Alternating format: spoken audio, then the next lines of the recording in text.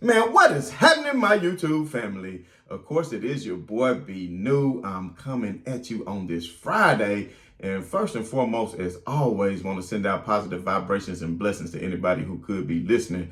Now, with all that being said, we all know that the Los Angeles Lakers took on the Indiana Pacers on yesterday, and the Lakers were looking to extend their win streak to a miraculous 2 games after they defeated the New York Knicks the other day in Madison Square Garden in what was a close game. And of course, this game yesterday turned out to be yet another close game, which I think these close games for the Lakers is going to really help them in the long run as they push to make the playoffs and as they get into the playoffs. So, having these close games is good, because if you always winning in a blowout, are winning by too many points, you get comfortable. Like Future say, man, don't get too comfortable. You understand what I'm saying? They don't want to get too comfortable. They want to stay hungry. They want to keep that appetite up. And I think that's what the Lakers aim to do. And I said it, I know on the first night of the back-to-back, I honestly feel, and I hope that you all do feel the same way, that if LeBron James and Anthony Davis would have played the first night of that back-to-back against Brooklyn before they went on to play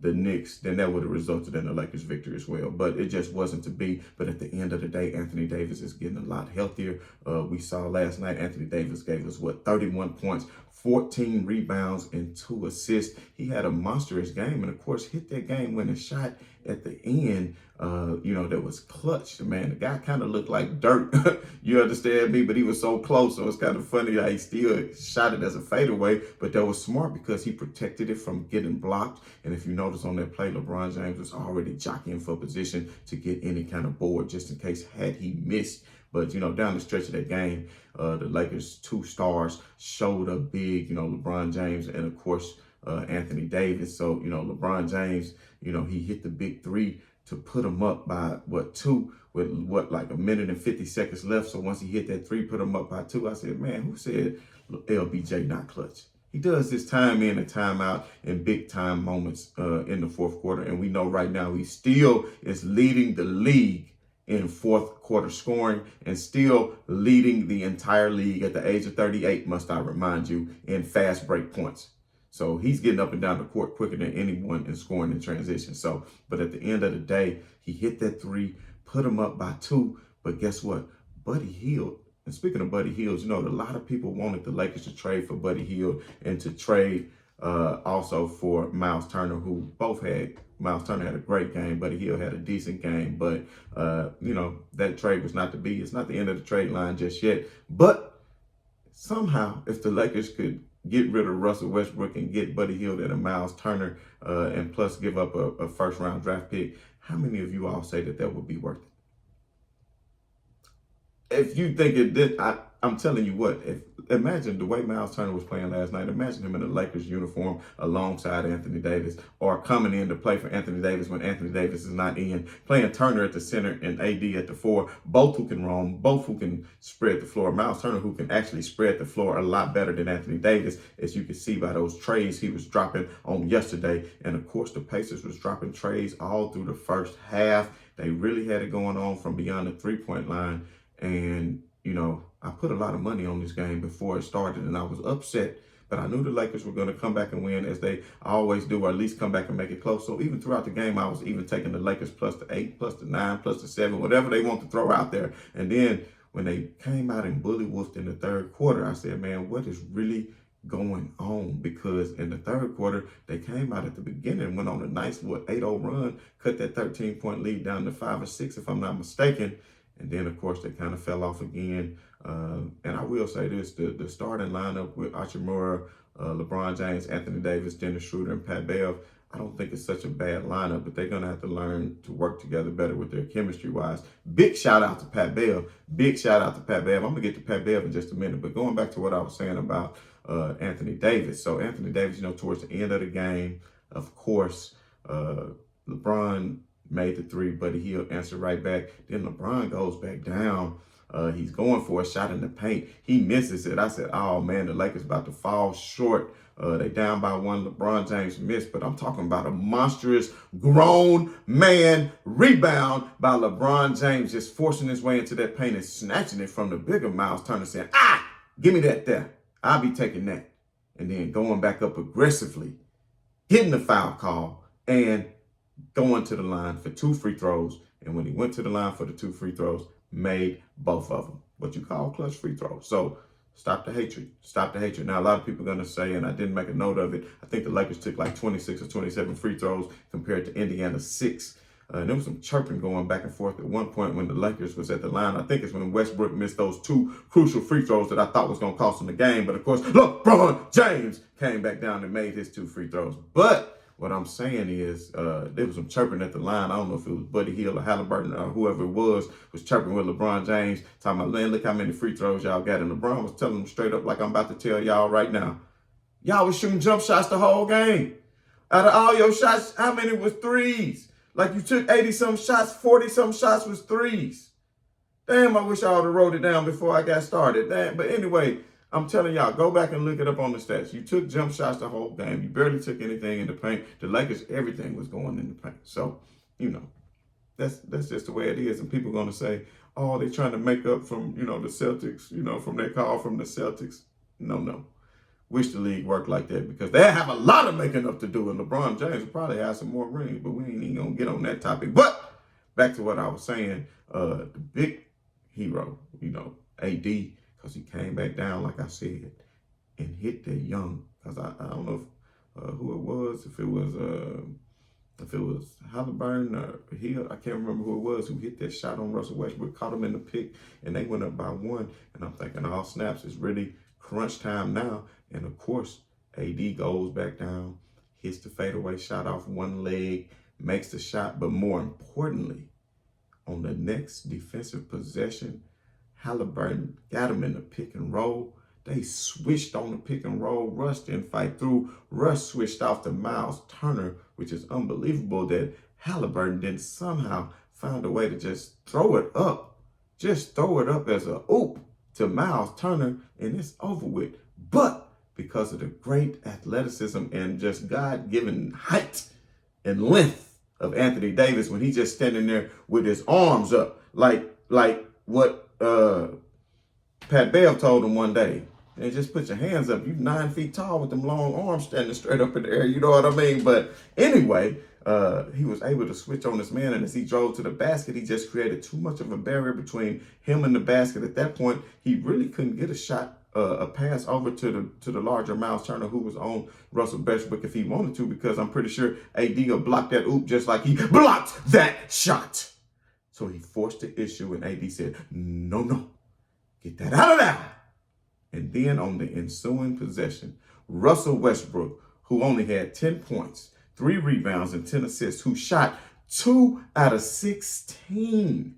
If y'all don't know, that's 12%. 2 out of 16, 12%, but made the ferocious play on defense, came with the trap of Buddy Hield on the baseline behind the basket, putting him in a situation, no timeouts left, nobody to go to, nothing to do but to put up the nice shot from baseline, from damn near behind the backboard, and man, that thing almost went in. But Hield almost made me lose a lot of bread. He almost made me lose a lot of bread, but y'all know it was a show going on, and it was kind of late at night, so we call it the late show, and you saw what happened. So anyway, the biggest thing was the Lakers defense. Where was this? The Lakers need to start playing defense in the first half.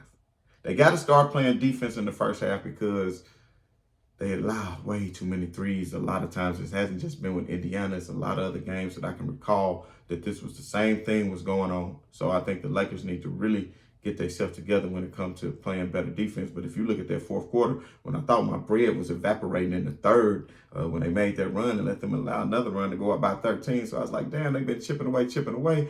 Are they really going to have 13 more points than them this quarter? Because they keep letting them answer back. So I'm starting to wonder. Shouts out to Halliburton, man. Halliburton proved that he really belonged in that All-Star game for the haters. And what's that? Wally Zerbiak. If y'all hadn't seen that, go check out the YouTube. Wally Zerbiak, man, hating on Halliburton, calling him a wannabe All-Star even before the All-Star selection. And we'll talk about Anthony Davis not making the All-Star. We'll do a live stream about that and talk about that. And sorry for not coming with the live stream last night, but your boy had some other things he had to take care of. But I promise y'all it's going to keep coming. And when I do, I always post it to let anybody know the live stream will be starting. So if you haven't done so already, hit that bell right now. hit that like, hit that subscribe, and then you'll know. And then when I make the post, live stream starting in 15 minutes or whatever, we'll get it cracking. Because I love to engage with everybody as we continue to go on this tumultuous adventure of Lakerland throughout this season. But like I said, they are going to make the playoffs, and they're going to bring the noise, and they're going to prove some things next week, because after they had that tune-up game against Nolens, they take care of business on that. They'll be 2 games under 500. Take care of OKC when they get back to the grill. They'll be 1 game under 500. And after they take care of OKC, guess what they're going to do after that? Milwaukee. Oh, and LeBron will be breaking their record by then, baby, but he might just save 1 point. What if he saved 1 point? So he could come out and hit a skyhook on Giannis against Milwaukee, the former team of the great Lou Alcindor, better known as Kareem Abdul-Jabbar. So that could be the case, but, we shall see. A lot of people think it's going to be the skyhook. It's going to be a 3. I think LeBron really want to do the skyhook. He's been practicing it. If he missed it, though, we don't want him to keep trying, man, especially in the close game. So we don't know how it's going to come down. Just go out there and get the points. It ain't got to be pretty. But at the end of the day, Hachimura, he had a decent showing last night. 7 out of, he was 7 points, 9 rebounds. His boards was big. Dennis Schroeder was 4-8. Wish he would have took some more shots last night. Only 12 points. LeBron James, of course, his usual 11 out of 19, 58%, 26, 7, and 7. He shot 2 from 5 from 3. That's right at 40%. He was a -4 last night, but that was due to some of the lineups. And I'm telling you what, that lineup that I alluded to earlier, that starting lineup, like I said, they need some chemistry together, because overall as a starting unit, they weren't that good. But I tell you who was good was that of Pat Bev. And when Pat Bev was in the game, he was putting the chokehold down on Halliburton. And on that one play, if you didn't see it, he picked him clean. They blew the whistle. Terrible call. The breakaway would have been a breakaway, easy dunk, a layup for Pat Bev.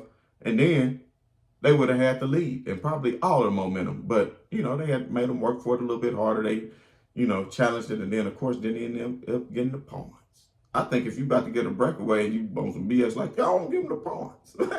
But that's not going to happen. That's not going to happen. So, but anyway, back to what I was saying, the main point of this this whole thing about Pat Bev is, I don't know if y'all noticed, but after the game, somebody looked this up and found it out for me, because I hadn't had a chance to see. Put in the comments if you know what Halliburton said about Pat Bev, because Pat Bev said he said his name, and he didn't like that, so he had to show him something. So I don't know what he said. And then, they kept asking him in the locker room after the game, saying, what did he say? He said, my name. He said, what you mean? He said, somewhere he said my name. He said, for a young rookie, second year, whatever player coming in saying something about my name. I mean, he might have been like Bird, man, just telling him, put the respect on my name. All trio. He probably talking about Buddy Hield, Miles Turner, and Halliburton, the 3-headed monster of the Indiana Pacers. Pretty good squad. I hope they make a run of it in the East. I think they can. I think they will make the play-in, and maybe they can make some noise, because when they clicking on all cylinders, you notice they had lost, 9 in a row? But the last 9 games, who was missing? Halliburton. Now he back. So let's see what they do. Halliburton, 26 points, 2 rebounds, 12 assists, man. So he really knows how to break down defenses. And LeBron James said that when they played them out in LA earlier in the season, how Halliburton was really carving his way through defenses. But anyway, we know the Lakers got the big game coming up next Saturday. Like I said, they're going to have a game against Golden State on Saturday night. They're going to have a game against Milwaukee on Thursday night. All eyes on Lake Show. So that's going to be a real good measurement of 2 really quality teams that will be trying to make a run for a ship this year. And that'll be, the Golden State Warriors and the Milwaukee Bucks. And I think the Lakers match up well. They already beat the Bucks once at their house this year. So now it's their turn to turn it up at home on the Bucks, who looked pretty good in their comeback last night against none other than the Los Angeles Clippers. We know how Golden State is. We know they're a lot better team when they're at home. And if I'm not mistaken, they will be at home again. So it'll be up to the Lakers to go into Oracle Arena and take care of business. But we'll talk so much more about that. They got a very early game, I want to say on tomorrow. We'll do a breakdown of that, hopefully. if I get an opportunity. But if not, we'll do a post-game show on Sunday. But I will keep everybody abreast to this whole situation. But as always, man, this your boy B New. I'm saying right on to the real. You understand me? And I'm saying much love to these haters. I'm out.